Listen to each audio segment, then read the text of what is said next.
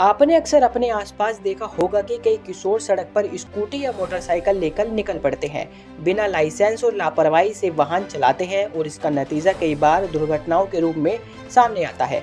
अगर आपके परिवार के बच्चे अब ऐसा करेंगे तो आप भी इसके जिम्मेदार होंगे। दरअसल उत्तर प्रदेश में अब 18 साल से कम उम्र के किशोर या किशोरियों पर 2 पहिया या 4 पहिया वाहन चलाने पर पूर्ण तरीके से पाबंदी लगा दी गई है। यदि कोई अभिभावक वाहन स्वामी 18 वर्ष से कम उम्र के बालक या बालिका को वाहन चलाने के लिए देता है तो उसे 3 साल की सजा या 25,000 का जुर्माना देना पड़ेगा। इस मुद्दे पर जब हमारे संवाददाता सोनू खान ने गाजियाबाद के additional DCP traffic Virendra Singh से बातचीत की तो सुने उन्होंने क्या कुछ कहा। सर, एक आदेश जारी हुआ, किस तरह से उसका पालन किया जाएगा?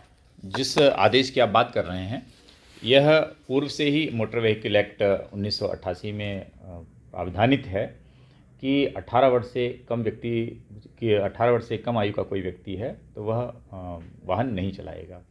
16 वर्ष तक के लिए है, लेकिन वह केवल 50 सीसी के लिए है। यानी जो आज सामान्यतः गाड़ियाँ जितनी भी आती हैं 2 पहिया वाहन, ये सभी 50 सीसी से ऊपर की हैं। अर्थात सामान्य तौर पर लाइसेंस प्राप्त करने के लिए 18 वर्ष की आयु का होना आवश्यक है। अभी एक शासन से आदेश आया है, शिक्षा विभाग के विशेष सचिव का आदेश जो कि समस्त DIOs को दिया गया है, जिसमें उनको निर्देशित किया गया है कि शिक्षकों को कि आप ऐसे बच्चों को वहाँ स्कूल आने से रोकें। यातायात पुलिस द्वारा इस दिशा में निरंतर कार्रवाई की जाती है। कोई भी जो नाबालिग बच्चा है, जो लाइसेंस धारक नहीं है और यदि 18 वर्ष से कम आयु का है तो उसके विरुद्ध भी चालान किया जाता है। और हम ये अपील करते हैं कि अभिभावकों से कि आप अपने बच्चों को इस प्रकार का वाहन न दें, वाहन न चलाने दें, क्योंकि इसमें अभिभावकों के लिए भी दंड का प्रावधान है। 3 वर्ष के कारावास की सज़ा है और 25,000 का जुर्माना है। साथ ही साथ यदि उस बच्चे का चालान किया जाता है तो वह जब तक 25 वर्ष का नहीं हो जाएगा तब तक उसका लाइसेंस नहीं बनेगा। अच्छा सर, अलग अलग तरीके के आदेश सरकार के द्वारा लाए जा रहे हैं जिससे कि दुर्घटनाओं को रोका जा सके। इससे पहले भी एक आदेश आया था कि अगर कोई बच्चे वाहन चलाते हुए मिलेंगे तो उनके परिजनों के खिलाफ कार्रवाई की जाएगी। जी हाँ, यातायात पुलिस का निरंतर उद्देश्य है कि यातायात नियमों का पालन करें और हमारी जनता सुरक्षित रहे, किसी भी प्रकार का जनहानि न होने पाए। ऐसे में निरंतर अभियान चलाया जा रहा है। अभी आपने देखा होगा सड़क सुरक्षा पखवाड़ा चलाया गया जो 15 दिसंबर से 31 दिसंबर चलाया गया।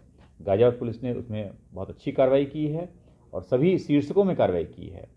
तो चाहे रॉन्ग साइड हो, बिना हेलमेट के हो, सीट बेल्ट हो, सभी हेड पे हमने कार्रवाई की है। और हम सभी से अपील करते हैं कि जो ट्रैफिक सिग्नल्स हैं, जेब्रा लाइन्स हैं, इसको क्रॉस न करें, अपने बाएं दिशा में चलें, हेलमेट का प्रयोग करें, सीट बेल्ट लगाएं, जिससे कि आप भी सुरक्षित रहें और आम जनता भी सुरक्षित रहे। अच्छा सर, अगर बात करें तो छात्राओं को, कॉलेजों को जागरूक करने के लिए गाजियाबाद पुलिस किस तरीके? हाँ बिल्कुल, इसमें जो हमारे सभी क्षेत्र के ऑफिसर्स हैं, TI हैं, यातायात निरीक्षक हैं और यातायात उपनिरीक्षक हैं, और मैंने कई कॉलेज में मैं स्वयं गया हूँ, हमारे ACP साहबान जी, हम लोग निरंतर जागरूकता कार्यक्रम रहते हैं। आपके माध्यम से हम लोग जागरूक करते हैं, NGOs के माध्यम से भी कराते हैं और बहुत सारे वॉलंटियर्स भी हैं। तो जागरूकता है कि यदि सब लोग जागरूक रहेंगे तो नियम नहीं तोड़ेंगे, फिर इन्फोर्समेंट की ज़रूरत नहीं पड़ेगी। अच्छा सर, उन छात्र छात्राओं से किस तरीके की अपील आप करना चाहेंगे जो 18 वर्ष के कम उम्र से जो लेकर निकलते हैं? मैं ऐसे सभी बच्चों से अपील करता हूं जो 18 वर्ष से कम आयु के हैं कि कृपया मोटर वाहन न चलाएं। इससे आपकी जान को भी खतरा है, आपको दुर्घटना हो सकती है, चोट लग सकती है और सड़क पर किसी व्यक्ति को चोट लग सकती है। आपका जीवन अमूल्य है।